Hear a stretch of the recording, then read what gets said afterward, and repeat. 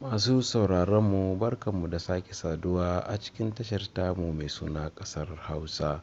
Mai sauraro na da damar bin mu ta shafukanmu na sada zumunta kamar su Facebook a ƙasar Hausa, Instagram, Twitter, Telegram da dai sauransu. Sannan mai sauraro na da damar bin mu ta shafinmu mai suna ƙasarhausa.com. Mai sauraro a yau za ku ji dakarun sojojin Najeriya da ke aiki a rundunar Operation Haɗin Daji sun harba ɗaya daga cikin shahararrun 'yan bindiga na jihar Zamfara. Kamar yadda majiyarmu ta rawaito cewa kwamandan an gano sunansa Ibrahim Cherry wadda ke addabar yankunan Gado, Gwashi, Bikuyum da Dankara duka a jihar Zamfara. Daraktan yaɗa labaran tsaro Major Janar Musa Ɗanmadami a wata takarda da ya fitar a daren Alhamis ya yi bayanin cewa an hallaka ɗan ta'addan bayan musayar wuta da aka yi da 'yan bindigar. Ya ce biyu daga cikin 'yan bindigar an hallaka su ne yayin musayar wutar da aka yi da dakarun.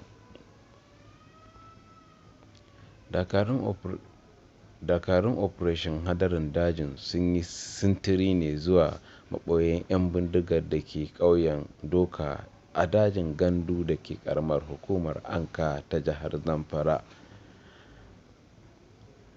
A yayin sintirin, dakarun sun yi karo da 'yan ta'addan ne a hanyarsu ta zuwa, sannan aka buɗe wuta tsakanin dakarun sojojin Najeriya da 'yan ta'adda. A yayin gumurzun ne sojojin Najeriya suka yi nasarar hallaka 'yan ta'addan. A yayin dubawa bayan artabun, aka gano ɗaya daga cikin 'yan bindigar an hallaka Ibrahim Cherry, ɗaya daga cikin gagaggun 'yan bindigar na jihar Zamfara. Ibrahim Cherry ya addabi yankunan Gandu, Gwashi, Bikuyum da Ankara duka a jihar Zamfara.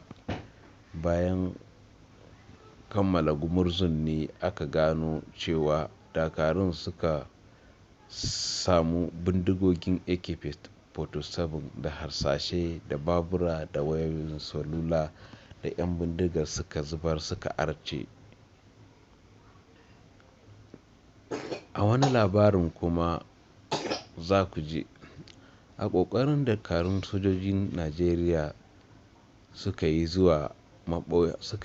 har zuwa maɓoyar 'yan bindigar, sojojin Najeriya ƙarƙashin rundunar Operation Wales sun hallaka 'yan bindiga a wurare da dama har zuwa titin Kaduna zuwa Abuja. Kamar yadda Zagazole Makama ya bayyana, dakarun sun yi aiki kan bayanan sirri inda suka fatattaki 'yan bindigar zuwa yankin. To Allah ya sa, Allah ya kyauta, Allah kuma ya ƙara tsare mu. A madadin shugabannin da ma'aikatan da abokan ayyukanmu na wannan tashar tamu mai albarka, nake ce mana saduwa.